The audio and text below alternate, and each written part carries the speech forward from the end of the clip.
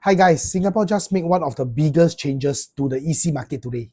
And honestly, I think many buyers still don't fully realize how much this may affect their future upgrading plans. Because this doesn't just affect EC buyers. This may affect future EC prices, private condo demand, cash flow planning, and even how people structure their property journey moving forward. In this video, I want to break this down into 3 simple parts. Number 1, what exactly changed? Number 2, why I feel the government did this. And number 3, how this may affect the future property market. And towards the end of the video, I will also share something important that many buyers are missing right now regarding to the current EC projects. What exactly changed? The first major change is the minimum occupation period, also known as MOP.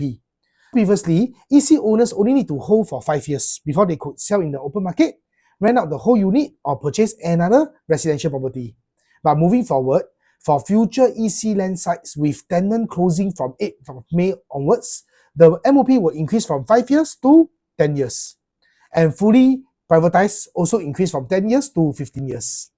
Honestly speaking, this is a very major shift because most buyers entering EC usually have an upgrading plans. Maybe after MOP, they want to upgrade to private property, rent out for passive income, or restructure their portfolio.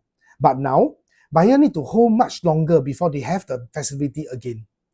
The second major change is the removal of the deferred payment scheme, also known as DPS. Previously, buyers could defer 80% of the payment until TOP, meaning they only needed to pay the initial down payment first. This helped many HDB upgraders manage their cash flow better, especially buyers who needed more time to sell existing property, accumulate saving, or prepare finance slowly. But moving forward, all buyers now must follow the normal payment scheme, also known as MPS, meaning progressive payment during construction. Now, the third major change is the first-timer quota. Previously, 70% of the EC units were reserved for first-timer for first month. Now, 90% of the units must be reserved for first-timer for the first 2 years after launch. This is actually a very aggressive move by the government to prioritize first-timer buyers again.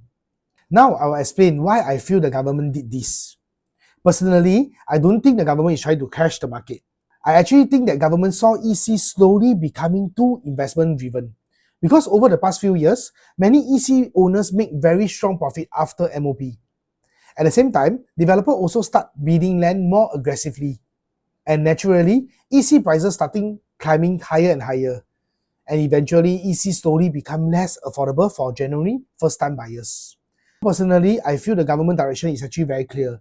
They want EC to go back to its original purpose, which is genuine owner occupation, not mainly for short-term investment behavior. And this is also why the government increased the first-timer quota significantly, because they want first-timer buyers to have a better chance of entering subsidized housing again. Now I'm going to the third part of the videos, how this may affect the future market. Some buyers may now reconsider whether future EC still fit their upgrading goals. Because if buyers now need to wait for 10 years MOP, if I already need to commit for such a long timeline, should I go to private property straight away? Especially for second-timers. And if this mindset become more common, we may slowly see stronger demand shifting towards private residential project as well. And the second impact is the financial planning. Because with DPS removed, buyers now need stronger cash flow planning upfront. Meaning, moving forward, right, financial planning and upgrade strategy will become even more important. Now, here is the important part many buyers still don't realize. Existing EC and launches not affected by the new rules may actually become even more attractive moving forward. Because they may still enjoy shorter holding periods, better flexibility, and previous framework advantage. And right now, there are actually around 5 more EC projects that are still not affected by these newly implemented rules. For buyers who are already considering EC, this transition period may actually become very important. Because once future EC launches fully adopt the new rules, the entire EC landscape may become very different moving forward. At the end of the day, I don't think this is simply good or bad. It really depends on your timeline, your plan, your cash flow, and whether you are buying mainly for own stay or investment positioning. If you want, PM me EC, I can share with you which EC projects are still not affected, the pros and cons, and whether EC or private property make more sense based on your situation moving forward.